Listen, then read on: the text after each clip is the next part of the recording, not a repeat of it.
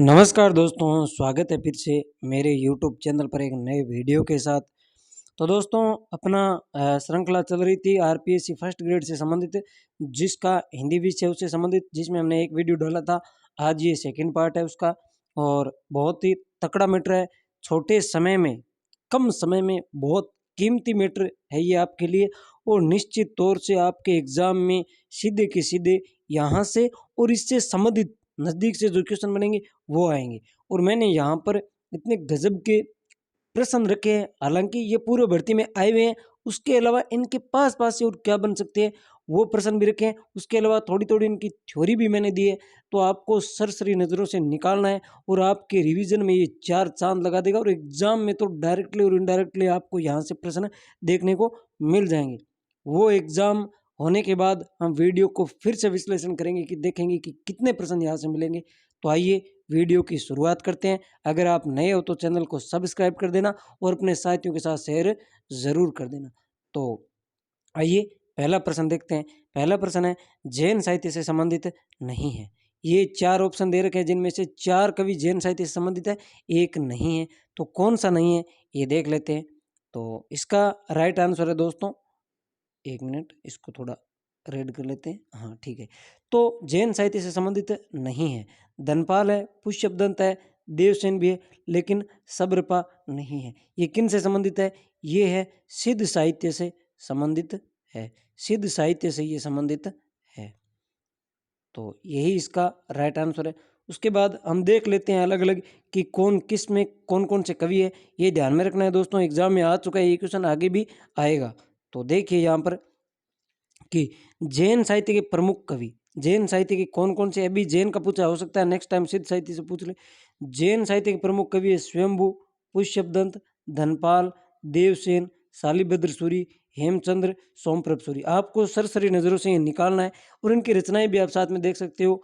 पौमचर्यु, अणय कुमार, जयसरचर्यु, महापुराण, धनपाल की भविष्यत का, देवसेन की श्रावकाचार, कई बार एग्जाम में आ चुकी है ये दोनों ही, धनपाल वाली भी और देवसेन वाली। तो धनपाल की रचना का नाम है भविष्यत का, देवसेन की रचना का नाम है श्रावकाचार, शालिभद्र सूरी की रचना है भरतेश्वर बाहुबली रास, और रास परंपरा की ये पहली रचना मानी जाती है, भरतेश्वर बाहुबली रास। उसके अलावा हेमचंद्र की शब्द अनुशासन और छंदो अनुशासन, सोमप्रभ सूरी की कुमारपाल। तो ये प्रमुख कवि थे जैन साहित्य के। इसके अलावा एक दो और है, जैसे मेरुतुंग, मेरुतुंग की रचना का नाम है प्रबंध चिंतामणि, आसगु कवि की चंदनबाला रास, जिन धर्मसूरी की स्थूलभद्र रास और विजय सेन की रेवंतगिरी और सुमित। ये सभी जो कवि यहाँ पर है वो किस साहित्य के? जैन साहित्य के। इनकी रचनाओं को भी ध्यान में रखना है, एग्जाम में सीधी की सीधी पूछी जा सकती है। मेरुतुंग वाली भी पूछी जा चुकी है, आसगु की पूछी गई है, जैन धर्म की पूछी जा चुकी है। उसके अलावा शालिभद्र सूरी की भी पूछी जा सकती है, हेमचंद्र की भी पूछी गई है, अभी पूछी जा चुकी है, धनपाल की जो भविष्यत का है वो भी पूछ ली गई है, देवसेन की श्रावकाचार ये भी एग्जाम में आ चुके हैं, और स्वयंभू की पौमचर्यु ये रचना भी पूछी जा चुकी है। इसलिए आपको ये सभी रचनाएं ध्यान में रखनी है दोस्तों। उसके अलावा आगे हम बात करें, ये तो हुए जैन साहित्य के। उसके अलावा अब हम बात करें सिद्ध साहित्य के प्रमुख कवि, तो वो है, ये देखिए सिद्ध साहित्य के प्रमुख कवि सरपा, सबरपा, लुइपा, कणपा और कुकुरिपा। यानी सिद्ध साहित्य के कवियों के आगे आपको क्या नाम मिलेगा? पा नाम मिलेगा। तो सरपा की रचना कौन कौन सी है? दोहा कोश, चार्यापद, ये भी ध्यान में रखना है, चर्यापद और दोहा कोश सबरपा की भी है, लुइपा कणपा ये भी आपको साथ में ध्यान में रखना है। आगे हम बात करें तो ये तो वे सिद्ध साहित्य और जैन साहित्य। अब रासो साहित्य के बारे में भी हम बात कर लेते हैं। तो अब रासो साहित्य विशेष तौर से ध्यान में रखना है दोस्तों, एक एक पॉइंट आपको ध्यान में रखना है, यहाँ से भी एग्जाम में पूछा जा सकता है। पहली बात तो रासो साहित्य, रासो साहित्य की जो रासो शब्द की उत्पत्ति है उसके प्रमुख मत, यानी रासो के अलग अलग मत दिए थे अलग अलग विद्वानों ने, किन्होंने क्या कहा था, ये बात भी आपको विशेष तौर से ध्यान में रखनी है दोस्तों। गार सादर तासी ने रासो शब्द की उत्पत्ति में प्रमुख मत दिया था कि राजसूय से इनकी उत्पत्ति हुई है। किन्होंने कहा राजसूय से? गार सादर तासी ने। रामचंद्र शुक्ल के अनुसार रासो शब्द की उत्पत्ति किससे हुई है? रसायन से। जबकि नरोत्तम स्वामी के अनुसार रसिक शब्द से, और चंद्रवली पांडे और हजारी प्रसाद द्विवेदी के अनुसार रासो शब्द की उत्पत्ति किससे हुई है? रासक से। ये सभी ध्यान में रखना है। गार सद ताशी ने मत दिया था कि रासु शब्द से हुई थी। रामचंद्र शुक्ल के अनुसार रसायन से, नरोत्तम स्वामी के अनुसार रसिक से, और चंद्रवली पांडे या हजारी प्रसाद द्विवेदी के अनुसार रासक शब्द से किसकी उत्पत्ति हुई? रासो शब्द की। तो ये पॉइंट भी आपको बराबर ध्यान में रखने हैं। आगे हम बात करें तो नेक्स्ट है, ये रासों की प्रमुख रचनाएं। खुमान रासो जो रचना उसके कौन किन के द्वारा, इसके लेखक कौन है? दलपत विजय। हमीर रासों के सारंगधर, बिसल देव रासों के नरपति नालय, और बिसल देव रासों में किन का विवरण दे रखा है? राजमती की वीर्य गाथा का। राजमती कौन है? बिसल देव रासों की ये प्रेमिका है राजमती। परमाल रासों के रचनाकार कौन है? जगनिक। और इसमें किन का विवरण है? आलय और उदल की वीरता का विवरण इसमें दे रखा है। किसमें? परमाल रासों में। और इसके रचयिता कौन है? जगनिक। खुमान रासों के दलपत विजय, हमीर रासों के सारंगधर, बिसल देव रासों के नरपति नालय, परमाल रासों के जगनिक, और पृथ्वीराज रासों के है चंद बरदाई। कितने संस्करण मिलते हैं? 4 संस्करण। अब जो महत्वपूर्ण बात है, वेरी वेरी मोस्ट, कोई सैकड़ों बार एग्जाम में आ चुका है, मैंने पहले भी इसके बारे में बता दिया है, आज फिर रिपीट कर देता हूँ। ये एक एक पॉइंट आपको ध्यान में रखने हैं। क्या ध्यान में रखना है? पहली बात तो कि जो पृथ्वीराज रासो है उसको प्रमाणिक मानने वाले विद्वान, एक चीज। दूसरा अप्रमाणिक मानने वाले विद्वान, और तीसरा अर्ध प्रमाणिक मानने वाले विद्वान कौन कौन है? सबसे पहली बात तो प्रमाणिक मानने वाले विद्वान कौन है? कौन कहते हैं पृथ्वीराज रासो सही है, इसमें जो घटनाएं हुई थी वो सही हुई थी? तो वो विद्वान है बाबू श्याम सुंदर, मोहनलाल विष्णुलाल पांड्या, मथुरा प्रसाद दीक्षित, मिश्र बंधु, जेम्स टोड। कंफ्यूज क्या करता है? बाबू श्याम सुंदर, क्योंकि प्रमाणिक नहीं मानने वाले मिलता जुलता नाम है श्यामल दास।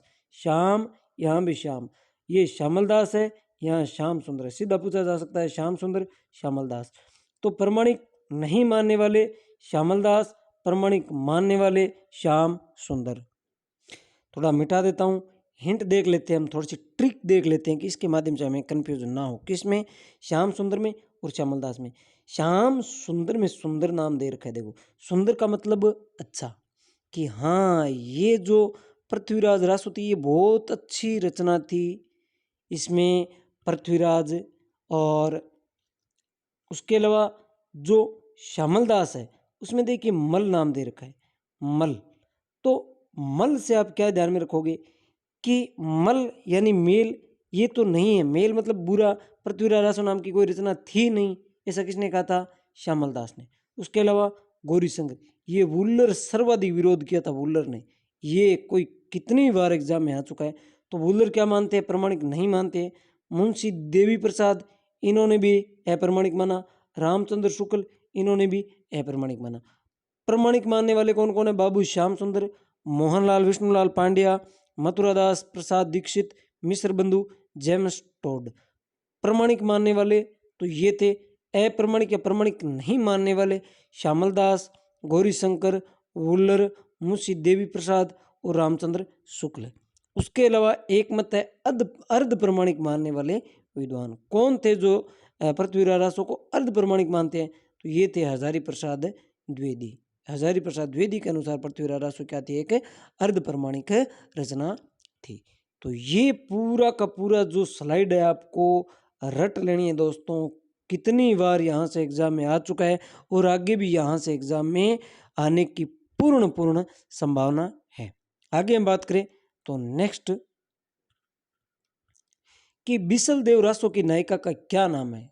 कितनी बार एग्जाम में रिपीट हो चुका है, ये फिर रिपीट होगा कि बिसल देव रासो की नायिका का नाम क्या है? तो उनकी नायिका का नाम हम बात कर चुके हैं, राजमती। ये लीजिए, अभी हमने जो बात की थी ये आ गया कि इनमें से किस विद्वान ने पृथ्वीराज रासो को प्रमाणिक ग्रंथ माना है? लीजिए, प्रमाणिक ग्रंथ सुंदर यानी बहुत अच्छा है। ये अच्छी बात किसने की थी? प्रमाणिक जो ग्रंथ है उसके बारे में। रामचंद्र शुक्ल है प्रमाणिक, वुल्लर ने सबसे ज्यादा विरोध किया था, और गौरी शंकर ओझा ने भी इसका कहा था कि प्रमाणिक नहीं है। तो प्रमाणिक मानने वाले कौन है? श्याम सुंदर दास। यही इसका क्या है? राइट आंसर है। लो, ये एग्जाम में आगे आपने देख लिया किस प्रकार एग्जाम में पूछा गया है।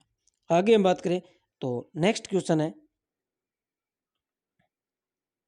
कि निम्नलिखित में से भारतेंदु मंडली से संबंधित नहीं है।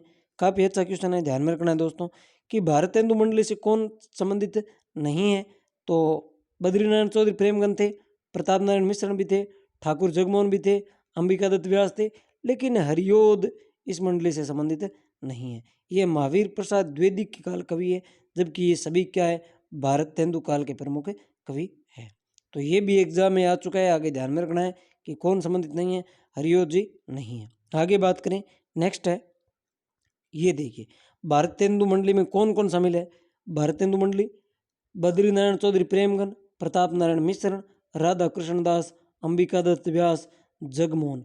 आगे इनकी जो रचनाएं दे रखी है विशेष तौर से ध्यान में रखनी है, एग्जाम में सीधी सीधी यहाँ से आती है, इसीलिए मैंने इनको एक जगह रखा है, क्योंकि एग्जाम में कई बार पूछी जा चुकी है। बद्रीनारायण चौधरी की रचनाएं कौन कौन सी है, जीर्ण जनपद, आनंद अरुणोदय, हार्दिक, हर्षोदास। प्रताप नारायण मिश्र की कौन सी है, प्रेम पुष्पावली, मन की लहर, लोकोक्ति शतक, श्रृंगार विलास, प्रताप लहरी, बुढ़ापा, होली है। ये सभी किन की रचनाएं हैं, प्रताप नारायण मिश्रण की, प्रताप नारायण मिश्र की। आगे हम इनकी पत्रिकाओं के बारे में और बात करेंगे, इनके द्वारा कौन कौन सी पत्रिकाएं जो प्रकाशित की वो भी आगे हम देखेंगे।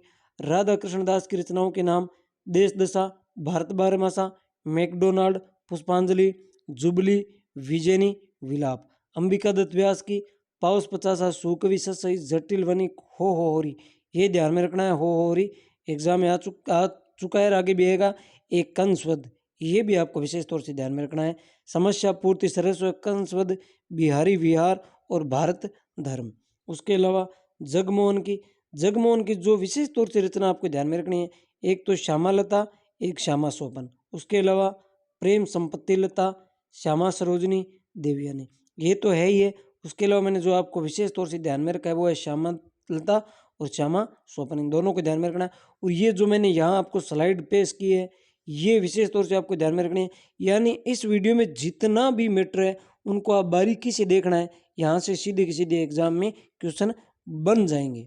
और ये मैंने जो आपके सामने पेश किया है ये स्लाइड कोई ऐसे वैसे नहीं है, ये आरपीएससी के पैटर्न को ध्यान में रखकर बनाई है, क्योंकि यहाँ से यहीं से पूछती है, कभी प्रताप नारायण का पूछ लेती है, कभी बद्री नारायण का पूछ लेती है, कभी अंबिका दत्त व्यास की रचनाओं के बारे में पूछ लेती है, इसीलिए मैंने सभी को एक साथ में यहाँ रख दिया है। उसके अलावा भारतेंदु हरिश्चंद्र को तो हमें देखना ही देखना है कि उनका कौन सा नाटक मौलिक है और कौन सा अनुदित है, ये बात भी आपको ध्यान में रखनी है, वो आपको अगले स्लाइड में देखेंगे। तो नेक्स्ट बात करें तो ये है भारतेंदु हरिश्चंद्र। रचनाएं तो इनकी है ही है, वो तो आपको देखनी है, आप देख लेना, लेकिन एग्जाम के पॉइंट ऑफ व्यू से ये जो चीज़ें हैं वो विशेष तौर से ध्यान में रखनी है कि भारतेंदु हरिश्चंद्र की कौन सा नाटक मौलिक नाटक है, कौन सा नाटक अनुदित नाटक है। कुछ किताबों में मौलिक नाटक 10 मिलते हैं तो कुछ किताबों में 9 मिलते हैं, लेकिन मौलिक नाटकों की संख्या 10 है जबकि अनुदित नाटकों की संख्या 7 है। कहीं यहाँ 9 मिलते हैं, यहाँ 8 मिलते हैं, लेकिन यहाँ 10 है और यहाँ 7 है, इस प्रकार है। तो देखिए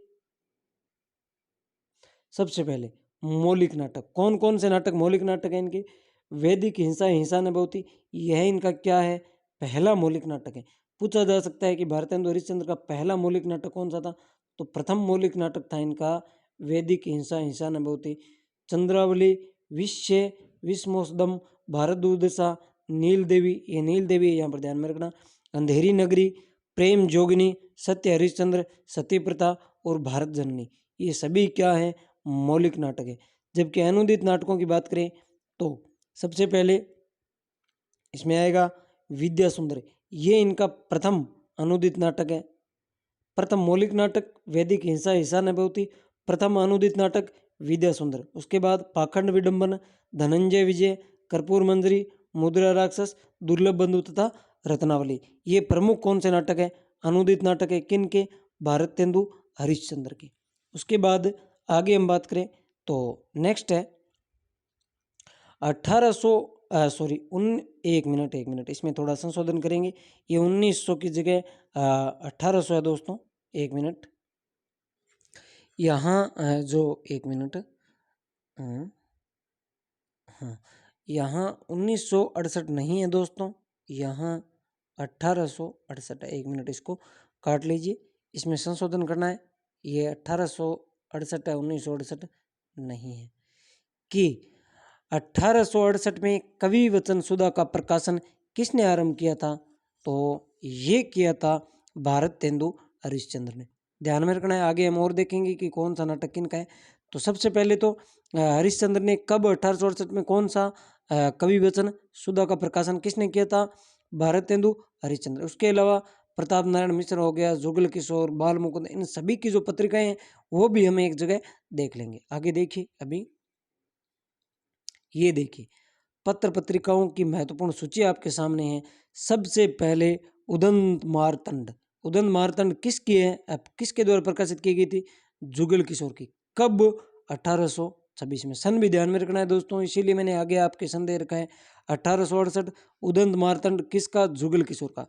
बनारस अखबार ये उतना खास नहीं है। 1845 शिव प्रसाद सीतानंद।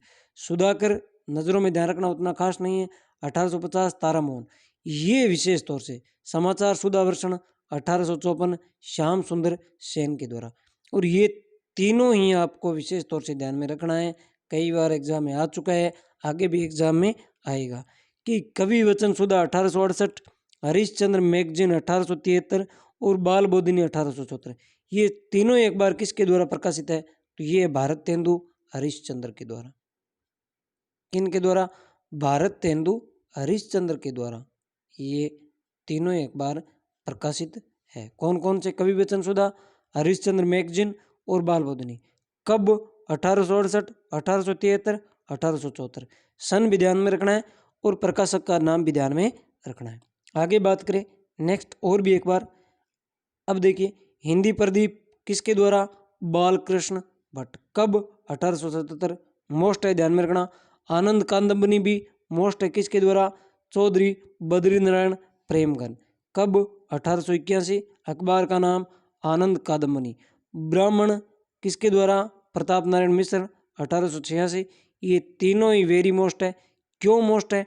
क्योंकि ये भारतेंदु मंडली से संबंधित है और इनकी मंडली से फर्स्ट ग्रेड में एग्जाम आता ही आता है।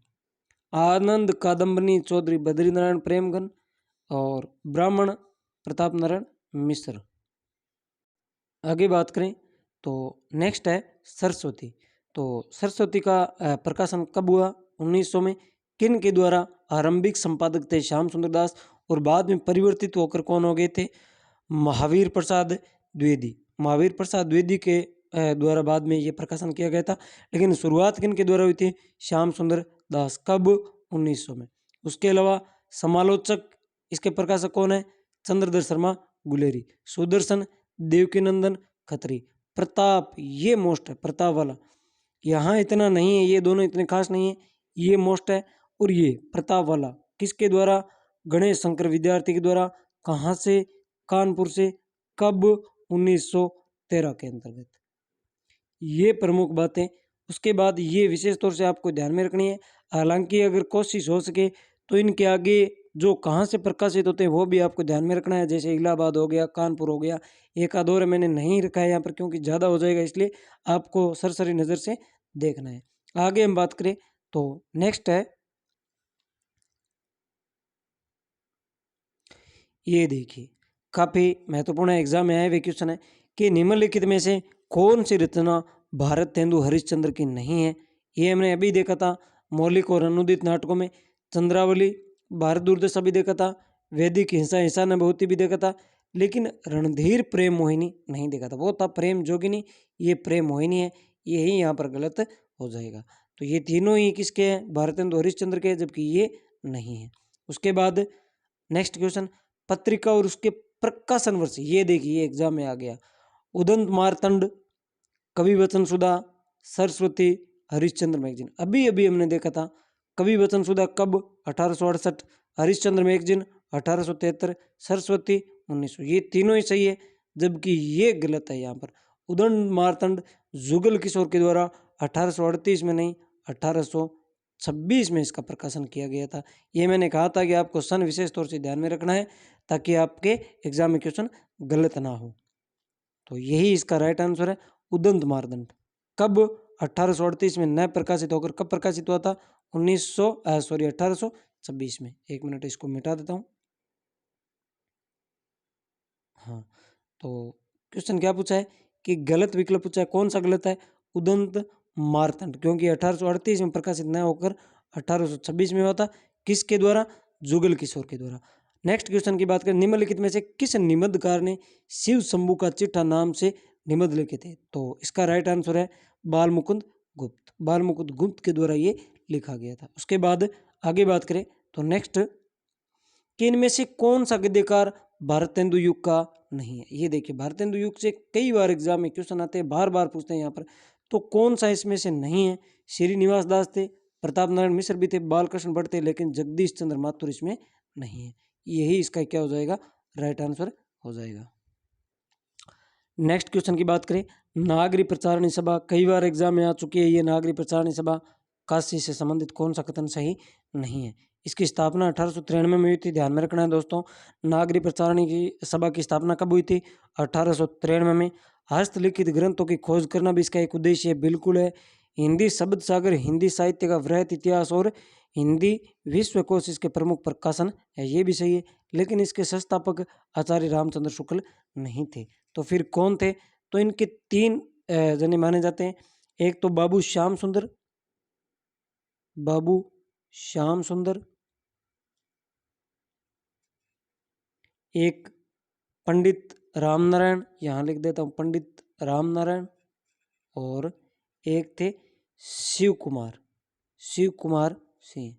ये इसके संस्थापक थे। कौन? बाबू श्याम सुंदर, रामनारायण, शिव कुमार। शिव कुमार सिंह नागरी प्रचारणी सभा जो काशी थे इसके संस्थापक थे। आगे हम बात करें, नेक्स्ट क्वेश्चन है कि सुमित्रानंदन पंत को उनकी कौन सी रचना पर ज्ञानपीठ पुरस्कार प्राप्त हुआ था? तो सबसे पहले तो सुमित्रानंदन पंत को जो प्राप्त हुआ था वो भी, और साथ में जो ये तीन अन्य दे रखे हैं इनके बारे में हम बात कर लेते हैं। चिदम्बरा पर सुमित्रानंदन पंत को ज्ञानपीठ पुरस्कार प्राप्त हुआ था।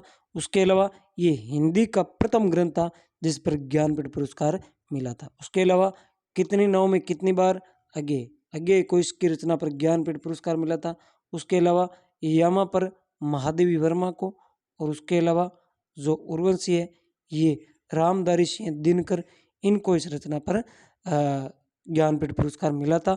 उसके अलावा एक चीज और देख लेते हैं, ये मिटा देता हूँ मैं, कि किसको किस सन में मिला था ये भी देख लेते हैं। 1 मिनट, ये भी साथ साथ में देख लेते हैं।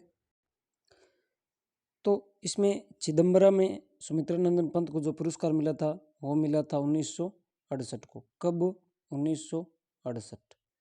वहीं कितनी नाव में कितनी बार, अज्ञेय को जो पुरस्कार मिला था वो मिला था 1978 को, और यामा महादेवी वर्मा को 1982 में, जबकि उर्वशी रामधारी सिंह दिनकर को 1972 में ये ज्ञानपीठ पुरस्कार मिला था। आगे बात करें तो नेक्स्ट है कि डॉक्टर नगेंद्र ने इस युग को जागरण सुधार काल कहा है।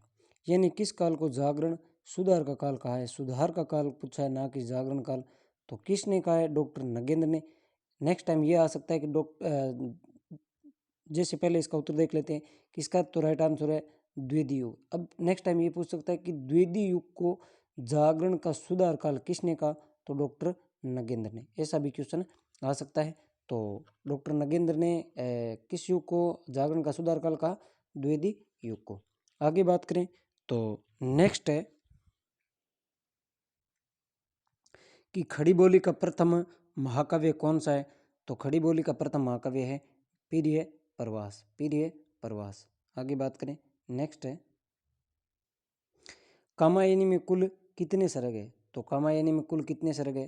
तो कामायनी में कुल सर्ग है 15। और कौन कौन से? देखिए, सबसे पहले ये क्रम से ध्यान में रखना, ये क्या है?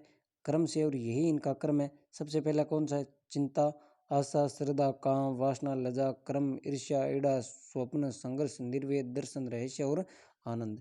किससे शुरुआत होती है? चिंता से, और कहाँ खत्म होता है? आनंद। तो ये कामायनी के 15 सर्ग है, इनका यही क्या है? क्रम है। ये भी आपको ध्यान में रखना है। आगे बात करें तो नेक्स्ट है, ये कुछ रचनाएं हैं, पीडीएफ है आपके सामने, और ये पीडीएफ जो हिंदी साहित्य का इतिहास 9वीं से 12वीं आरबीएससी की जो बुक चलती है वहाँ से ली हुई है, तो काफ़ी महत्वपूर्ण हो जाती है। ये भी आपको ध्यान में रखना है। तो सबसे पहले देव, देव की रचनाओं को ध्यान में रखना है। एग्जाम में सीधा का सीधा, यानी चाहे सेकंड ग्रेड हो चाहे फर्स्ट ग्रेड हो, हिंदी का एग्जाम है तो देव की रचना आती है। कौन कौन सी? भावविलास, भवानी विलास, मुगल विलास, अष्टयाम, प्रेम रतन, प्रेम चंद्रिका, रसानंद लहरी और राग रत्नाकर। ये सभी रचनाएं किसकी है? ये सभी रचनाएं देव की है। उसके अलावा ये एक कोटेशन भी है कि किसके बारे में कहा गया है कि ये हमारे आचार्य और कवि दोनों रूपों में सामने आते हैं। तो ये किन के लिए कहा गया है? ये देव के लिए कहा गया है। देव के लिए क्या कहा गया है? कि देव हमारे सामने आचार्य और कवि दोनों रूपों में आते हैं। उसके अलावा ये जो नीचे दे रखा है ये देव की ही कोटेशन है, यानी देव के द्वारा कहा गया कथन है। कौन सा? कि अभिधा उत्तम काव्य, मध्य लक्षणा लीन, अधम व्यंजना रस निरस, उल्टो कहत नवीन। ये एग्जाम में आ चुका है, आगे भी आ सकता है, ध्यान में रखना है। ये किन के द्वारा कही हुई बात है? ये देव के द्वारा, आचार्य देव के द्वारा कही हुई बात है। आगे बात करें तो नेक्स्ट है ये भिखारीदास। भिखारीदास के बारे में कौन सी रचना है ये देख लो। काव्य निर्णय, श्रृंगार निर्णय, दोनों ही महत्वपूर्ण है। काव्य निर्णय और श्रृंगार निर्णय वेरी मोस्ट है, एग्जाम में आएगी सीधी की सीधी। उसके अलावा छंदोवर्ण पिंगल, शब्द न प्रकाश, शब्द नाम प्रकाश, विष्णु पुराण भाषा और शतरंज सतिका। शतरंज सतिका। भागीरथ मिश्र ने भिखारीदास के बारे में क्या कहा था? कि भिखारीदास रीतिकालीन अंतिम वर्ग के सबसे बड़े आचार्य थे। ये किन्होंने कहा था? भागीरथ मिश्र ने कहा था। उसके बाद पद्माकर भट्ट। पद्माकर भट्ट के बारे में क्या विशेष है? इनको रीतिकाल के उत्तरार्ध का अंतिम व सर्वश्रेष्ठ कवि माना जाता है। किनको रीतिकाल के उत्तरार्ध का अंतिम व श्रेष्ठ कवि माना जाता है?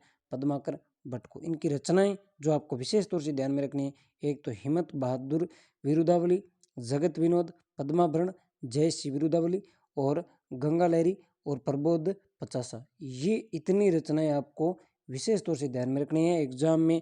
ये जगत विनोद और पद्माभरण वाली ये तो कई बार एग्जाम में आ चुकी है, आगे भी एग्जाम में आएगी, तो ये ध्यान में आपको रखना है। उसके बाद नेक्स्ट स्लाइड की बात करें तो अगला है चिंतामणि। चिंतामणि के बारे में रामचंद्र शुक्ल ने कहा था कि हिंदी रीति ग्रंथों की अखंड परंपरा चिंतामणि त्रिपाठी से चली थी। वेरी वेरी मोस्ट है। जो परिभाषा पूछते हैं रामचंद्र शुक्ल की तो स्पेशल पूछते हैं, तो ये ध्यान में रखना है, एग्जाम में आई भी है और आगे भी आएगी, और आरबीएससी बुक की है तो विशेष तौर से मोस्ट हो जाती है। तो चिंतामणि के बारे में बात करें तो भूषण मतीराम जंटा सकरू चिंतामणि भाई थे। पिता का नाम रत्नाकर त्रिपाठी। कवि कुल कल्पतरु, ये इनकी वेरी मोस्ट रचना है, वेरी वेरी मोस्ट लगा देता हूँ, एग्जाम में आएगी। उसके अलावा काव्य विवेक, काव्य प्रकाश, रस मंजरी, छंद विचार और रामायण। शाहजी भोसले, शाहजहाँ व दारा सिकों के आश्रय में ये रहे थे। इन तीनों के आश्रय में कौन रहे थे? चिंतामणि त्रिपाठी। ये ध्यान में आपको रखना है। मैं जल्दी जल्दी चल रहा हूँ क्योंकि एग्जाम में आपका कम टाइम है, इसलिए ज़्यादा टाइम ना लेते हुए सीधा पॉइंट टू पॉइंट लेकर चल रहा हूँ। आगे बात करें तो आपको बार बार रिवीजन करना है इनका दोस्तों, ध्यान में रखना है। आगे बात करें तो मतीराम। मतीराम के बारे में बूंदी नरेश भावसी के दरबार में थे ये। इनके दरबार में इन्होंने कौन सी रचना की थी? ललित ललाम। किन के दरबार में? भावसी के दरबार में अलंकार ग्रंथ की रचना की थी।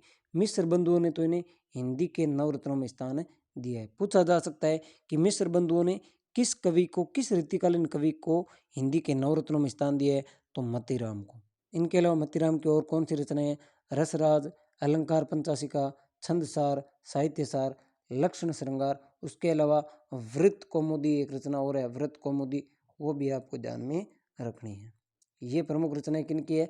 मतीराम की। ये जो 3-4 पेज आपके सामने दिए वेरी वेरी मोस्ट है, ध्यान में रखना दोस्तों। आगे बात करें तो नेक्स्ट है इनमें से कौन सा तथ्य सही नहीं है? कौन सा तथ्य सही नहीं है? राउएल में नायिका का नक्सिक का वर्ण है, बिल्कुल है। ये एग्जाम में कई बार आ चुका है, न जाने क्या है इसमें। उक्ति व्यक्ति प्रकरण एक व्याकरण ग्रंथ है, पिछले वीडियो में हमने देखा था, बिल्कुल है। वर्ण रत्नाकर, वर्ण रत्नाकर काव्य शास्त्रीय तत्वों का विवेचन है, नहीं है। ये ज्योतिष ठाकुर की रचना है, लेकिन ये गलत बात है। वसंत विलास में वसंत और स्त्रियों पर उसके विलासपूर्ण प्रभाव का चित्रण है, ये बात भी सही है। तो यही इसका राइट आंसर हो जाएगा। वर्ण रत्नाकर में काव्य शास्त्रीय तत्वों का विवेचन नहीं है, यहाँ है का दे रखा है, तो ये गलत हो जाएगा। आगे बात करें तो नेक्स्ट है कि हिंदी साहित्य इतिहास से संबंधित किस ग्रंथ में 693 से 1693 ईस्वी तक की कालावधि को ही समाहित किया गया है? तो ये दो तरीके से क्वेश्चन पूछा जाता है। एक तो ये देखो, ये उत्तर दे रखा है इस प्रकार से, और दूसरा भी देखेंगे। सबसे पहले तो 693 से 1693 तक की कालावधि को ही समाहित किया, किसने किया है? तो ये किया है राम कुमार वर्मा ने। राम कुमार वर्मा नाम ना देकर यहाँ सीधी राम कुमार वर्मा की रचनाएं दे दी। तो इसमें राम कुमार वर्मा की रचना कौन सी है? यही है हिंदी साहित्य का आलोचनात्मक इतिहास। देखिए कितने डीपली क्वेश्चन जाते हैं। यहाँ लेखक का नाम ना लिखकर सीधा ही उसकी रचना दे दी। तो इतिहास में स्थान देने वाले कौन है? राम कुमार वर्मा है। राम कुमार वर्मा की रचना कौन सी है? हिंदी साहित्य का आलोचनात्मक इतिहास। ये भी आपको साथ में ध्यान में रखना है। आगे बात करें तो नेक्स्ट क्वेश्चन है कि किस विकल्प की सभी रचनाएं महाकवि देव की है? ये देखिए यहाँ आ गया, अभी हमने देव के बारे में देखा था और यहाँ आ गया कि कौन सी रचनाएं देव की है सभी। तो सबसे पहले बात करें तो यहाँ आप देखेंगे कि ये देखिए भावविलास, अष्टयाम, काव्य रसन, ये तीनों ही किसकी है? ये कवि देव की है। तो यही इसका राइट आंसर हो जाएगा। भावविलास, अष्टयाम और काव्य रसायन, ये जो तीनों ही रचनाएं वो किन की है? ये देव की है। यहाँ ये कल्पद्रुम, छंदावरण, अलंकार माला ये नहीं है।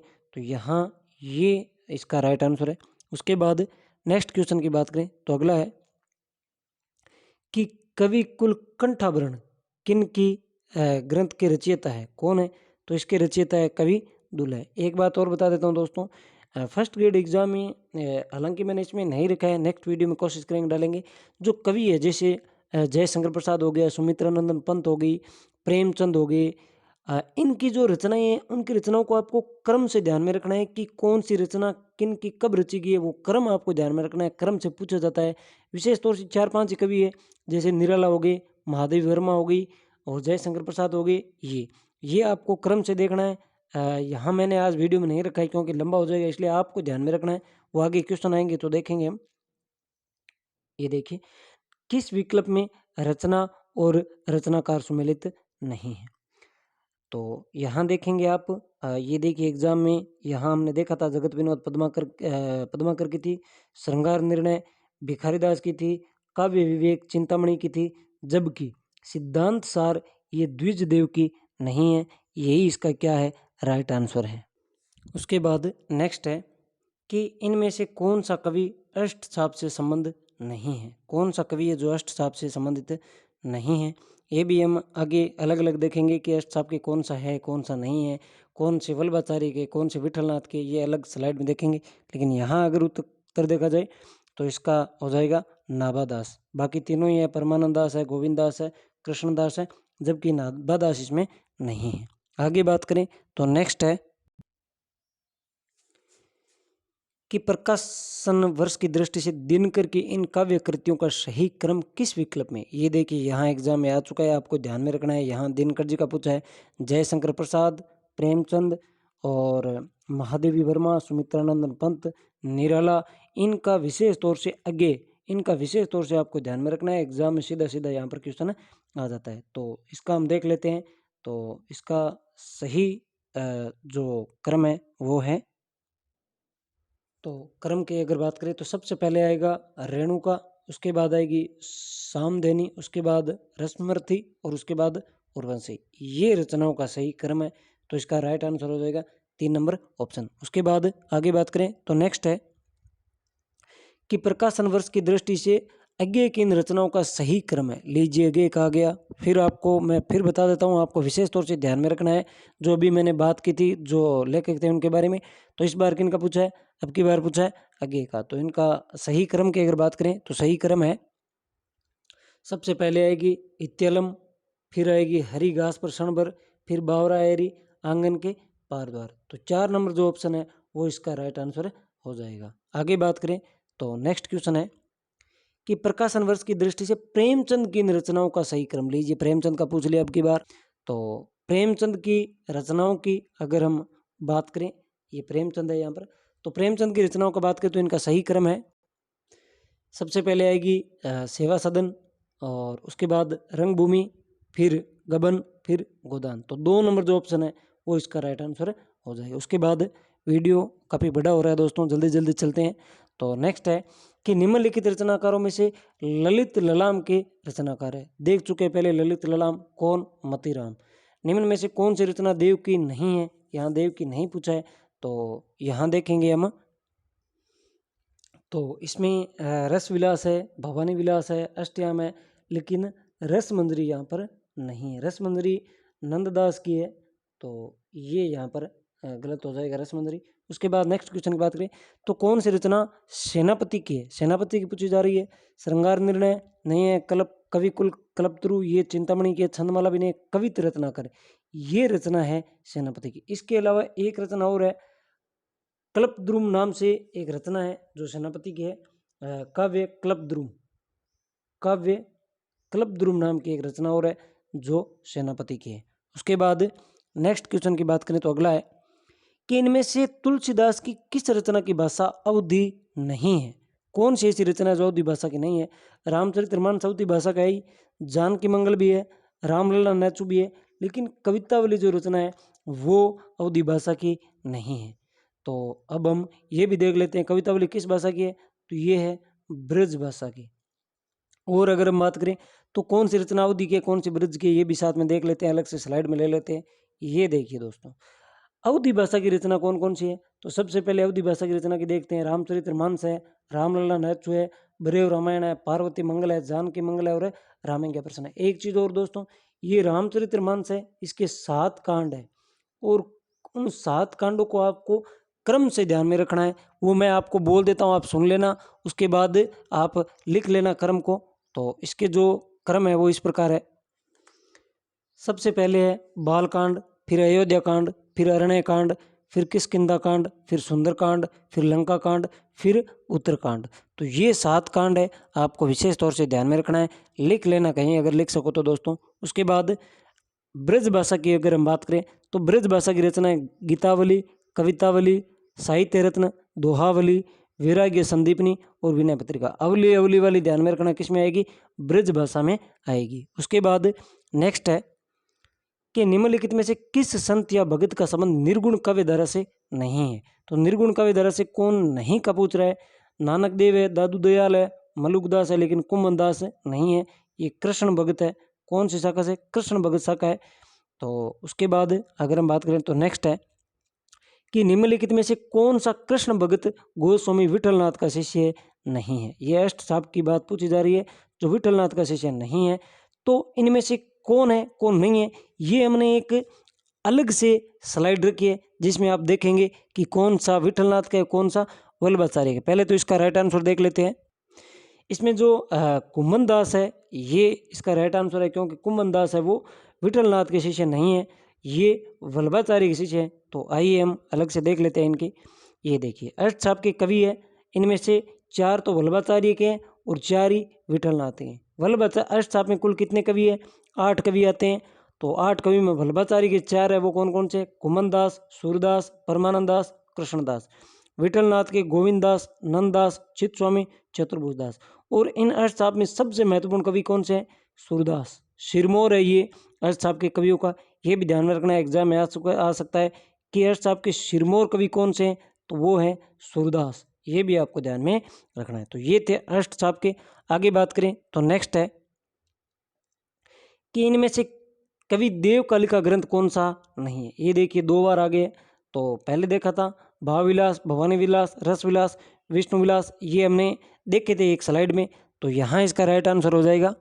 तो विष्णु विलास है जो रचना, ये कवि देव की नहीं है, ये कवि लाल जो कवि है उनके विष्णु विलास। उसके बाद नेक्स्ट क्वेश्चन है कि निम्नलिखित कवियों में से और छांदरेश के दरबारी कवि, मंत्र, गुरु और मंत्री कौन थे। तो और छांदरेश में कौन थे, ये थे केशवदास। तो इसका राइट आंसर हो जाएगा केशवदास जो थे और छांदरेश के दरबारी कवि, मंत्री, गुरु और मंत्र गुरु और मंत्री थे। उसके बाद नेक्स्ट है, ये एक स्लाइड है, ध्यान में रखना कि द्वैतवाद के जनक कौन है, शंकराचार्य, अद्वैतवाद के शंकराचार्य, विशिष्टाद्वैतवाद के रामानुजाचार्य, द्वैतवाद के माधवाचार्य, द्वैतवाद के निम्बार्काचार्य और शुद्ध अद्वैतवाद के वल्लभाचार्य। ये पूरी की पूरी ध्यान में रखनी है, सीधा का सीधा एग्जाम में आएगा दोस्तों।